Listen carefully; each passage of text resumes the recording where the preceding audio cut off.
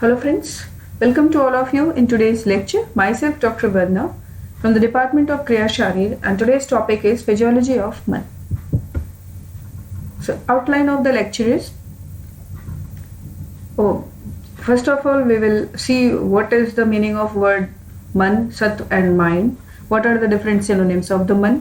How does this Man originates in the body? Where does it resides? What are its functional areas? What is Manovay Shrotas, and what are the different characteristics and attributes of Man?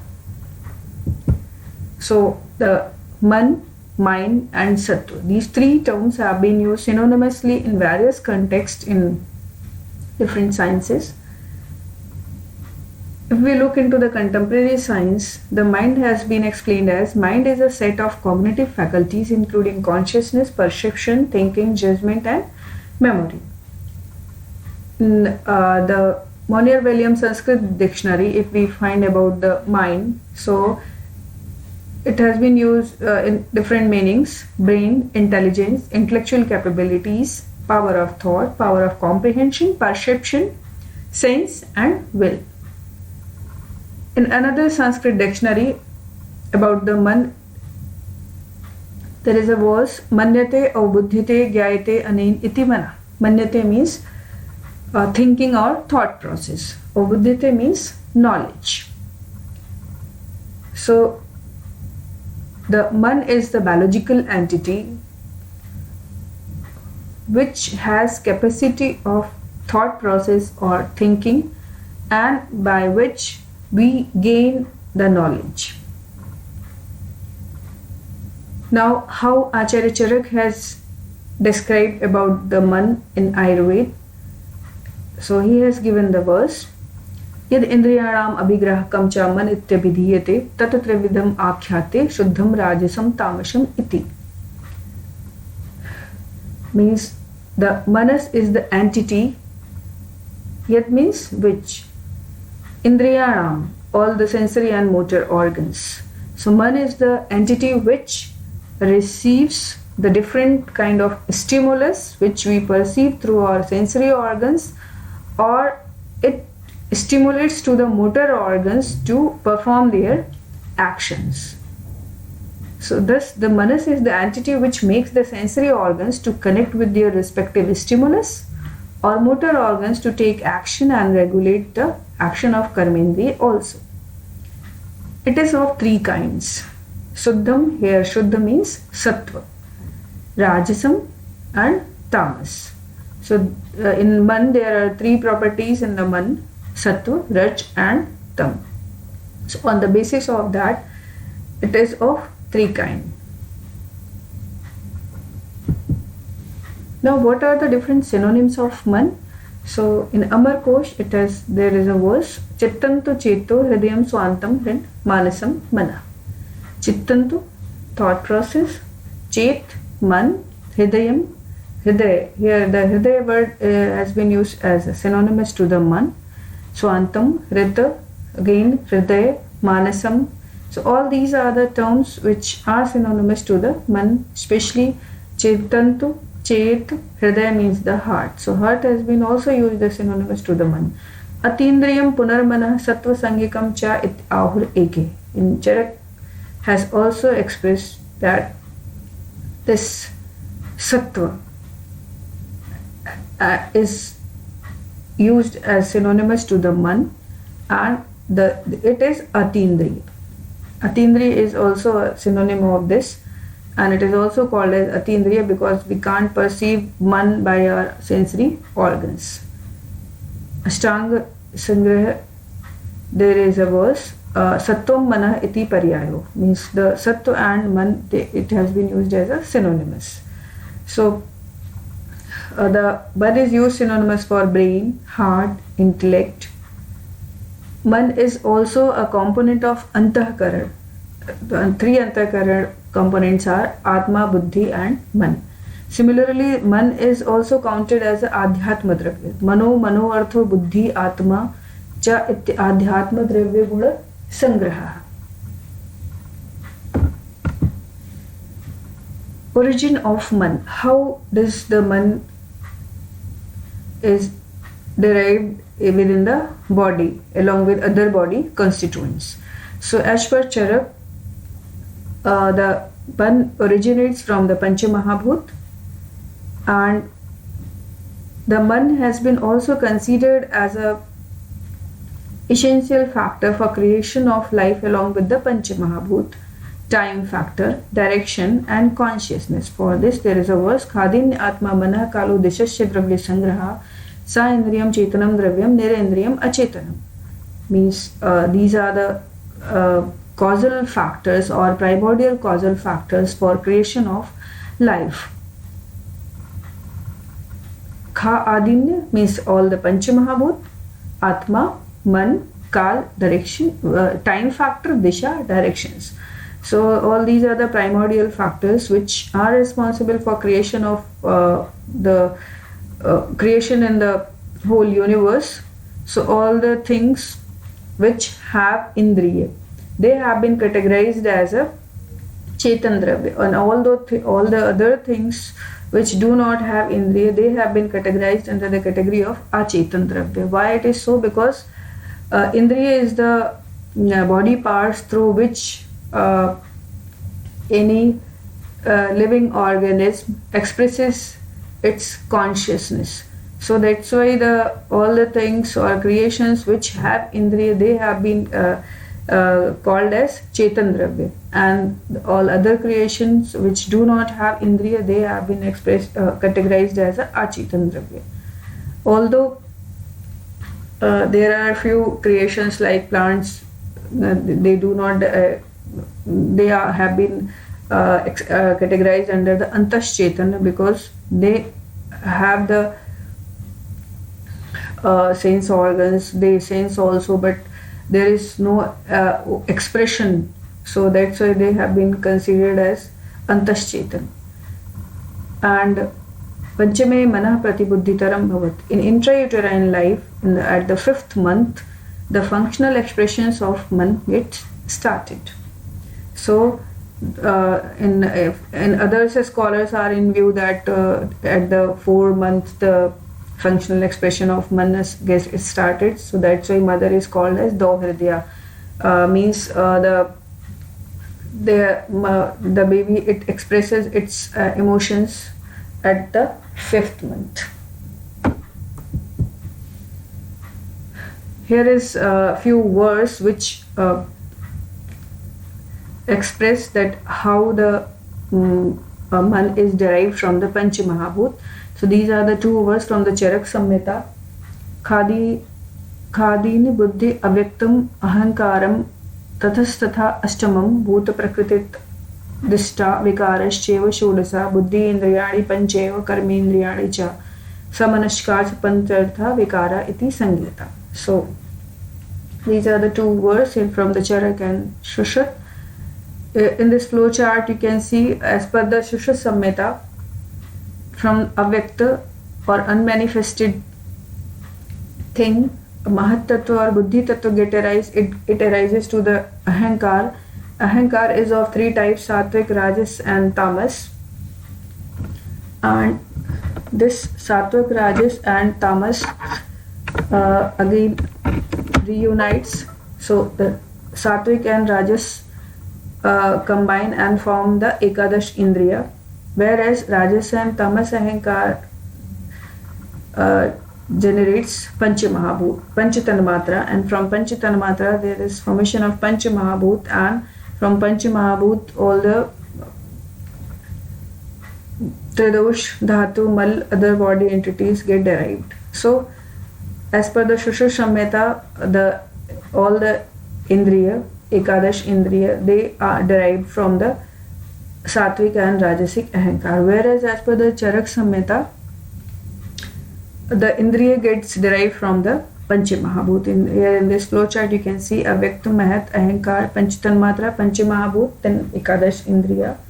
From the Panchamahabhut, Ekadash Indriya, and the Anya Panchamahabhut Vikar, that is Dosh, Dhatu, Mal, they get derived and the whole body is formed.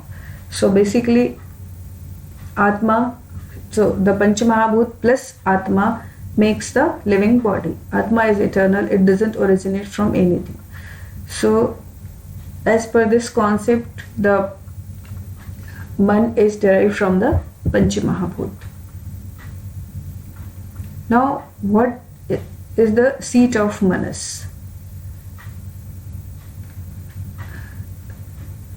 If we go through the whole Ayurveda text, so we get two frequent references that from the Charak, Sushruta and Bhagavad all have opinion that the Hriday means the heart, which is located in the thoracic cavity. It is a site of mind or Manas, whereas Acharya Bhel has explained that brain is the seat of Manas. So let us discuss by these words how we can understand that what is the site of Manas exactly.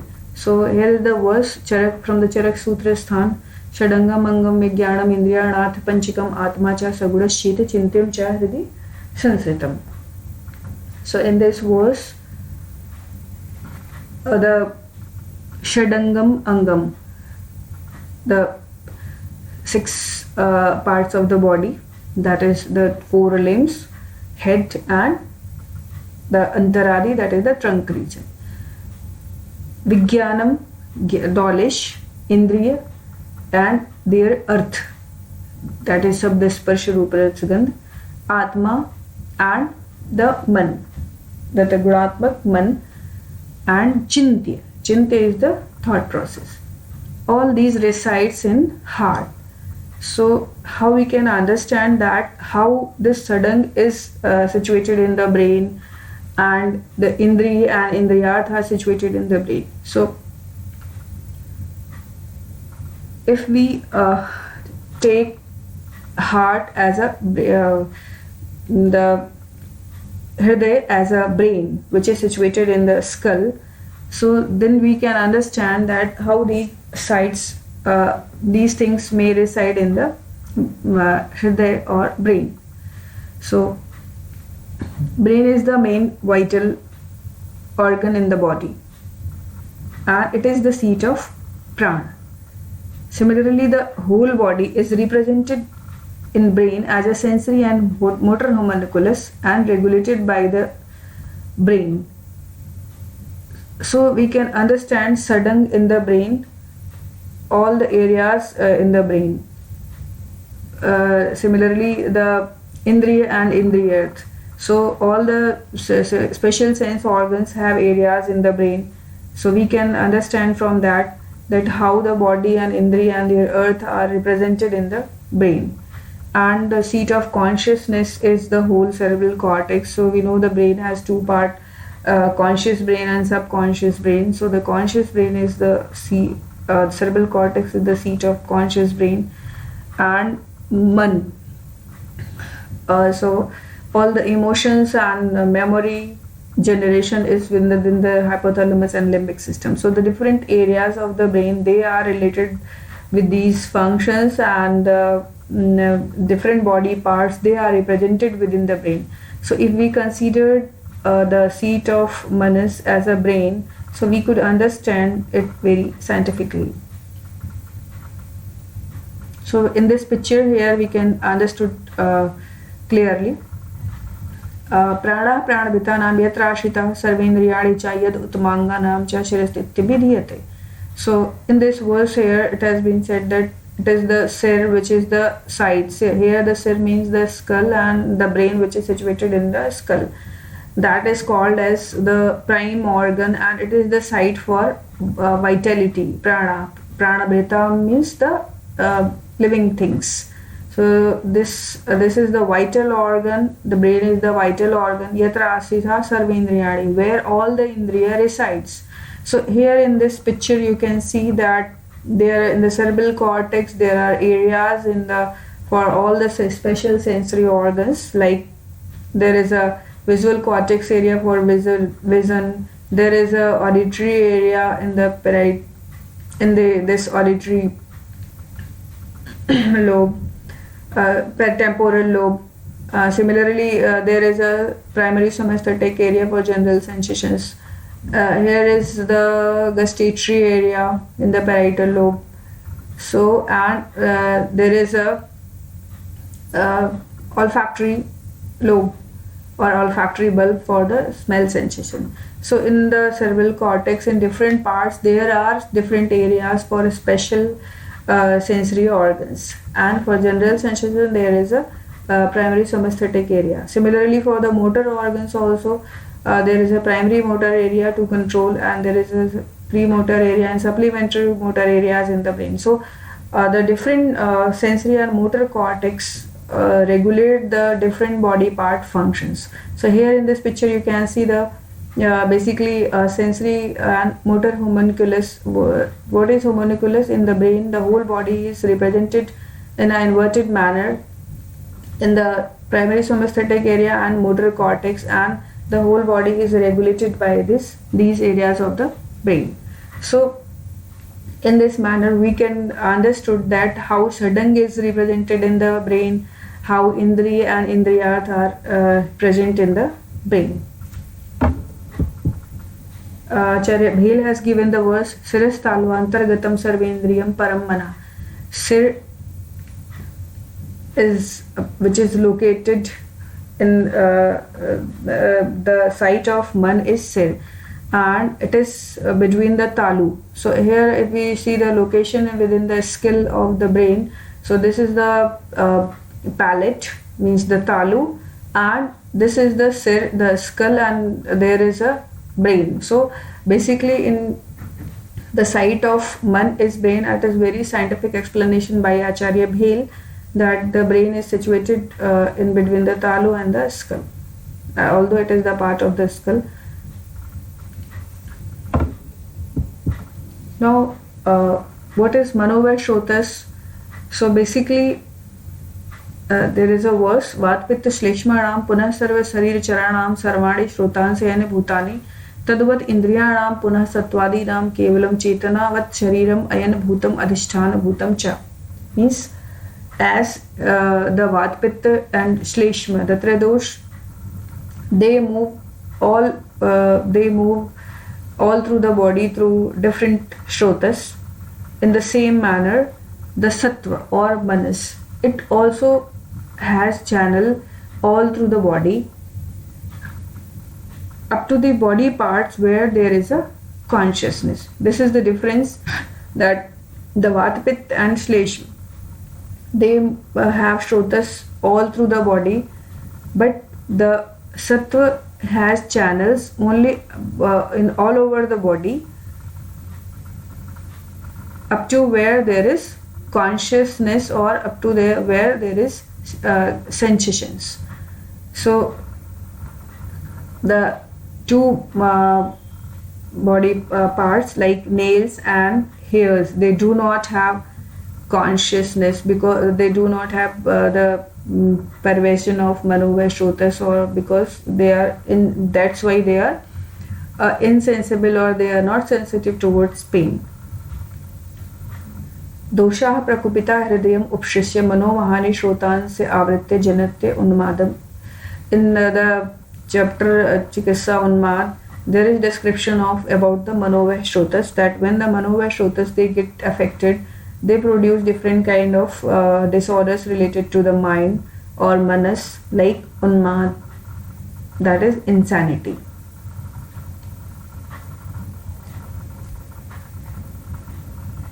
So there is again the verse Vedana nam adhishtanam mano dehishcha indriya kesha lomanak agra maladraver gudair bina. So the man, it is the site of pain. So in the body, the site of pain is man, deh, that is body, and indriya. Here indriya has been expressed separately, counted as a site of pain, although it comes under the body, because in the sensory organs there is more innervation and they are more sensitive towards any kind of pain because of more innervation. So that's why they have been counted separately as a site of pain along with the man and body. So these are the three main sites for pain. Vedana means the pain. And kesh, loma, nak, agra, anna, mala, drave, guda. Kesh, hairs, and kesh, lom, body hairs, hairs, kesh, hairs on the scalp, nakh agra, terminal part of the nails. They are not the site of pain. And the mal, annamal means the feces and urine. They are, or if they are or not the site of pain. Draver gudair bina means when the urine and feces, it is formed after the proper digestion and metabolism, then it will not cause any kind of pain in its reservoir. But if they are formed after a process of incomplete digestion and metabolism, then they may have altered properties in terms of Sabdish Parsharuparas Gandh and may cause pain in the reservoirs, in their reservoirs. Like in case of Mutra, it will cause like dysuria and pain in the bladder. Similarly, in case of Purish, it causes pain in the Pakwasha, that is the large intestine, as in case of Grihini, there is a pain in the large intestine. So, the Kesh, Lom, and Nakh Agra and the Mal is not the site of pain.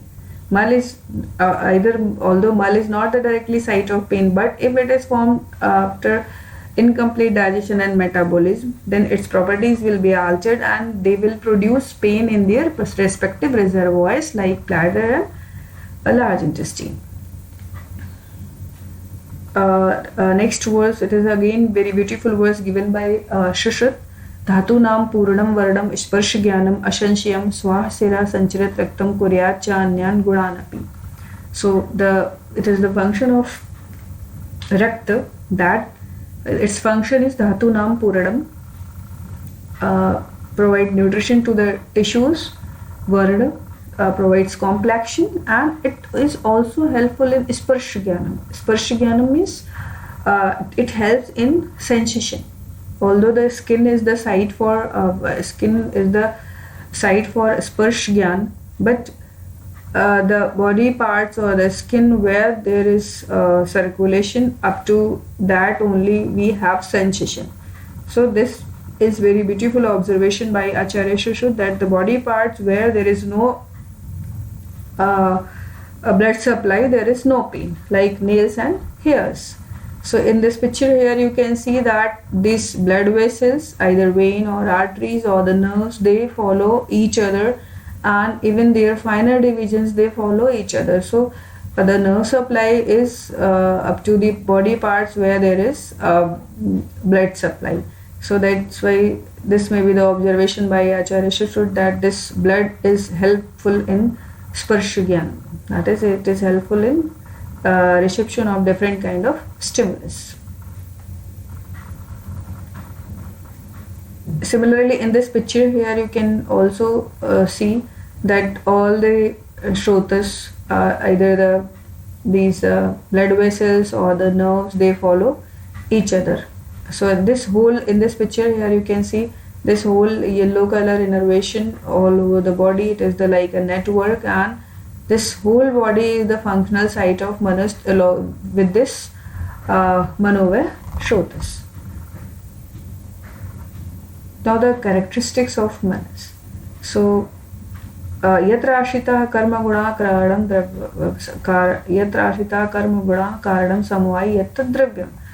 In Ayurveda, the man has been considered as a dravya, means it is a biological entity. Although when we say that man is synonymous to the mind, so over there we understood mind as the functional expression of brain is called as mind. And it has been not considered as a biological entity. It is a basically functional entity. But in Ayurveda, man has been considered as a biological entity along with the functional entity. It has been considered as a dravya. Why it is considered as dravya? Because it has it is the definition of dravya. Yatra ashita karma guna. It is the entity which have its functions, karma, and its properties. So that's why it is considered as a dravya, and it has been counted earlier. I discussed that it has been counted under the Adhyatma dravya. along with the Atma and Buddhi and Earth, Indriya Earth. Similarly, it has been counted as Antahkarana also, Atma, Buddhi and Man.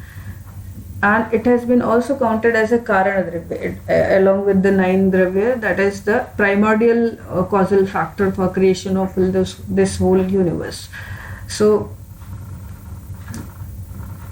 the Man has been considered as an Indriya also, and it is called as Ubhayatmak.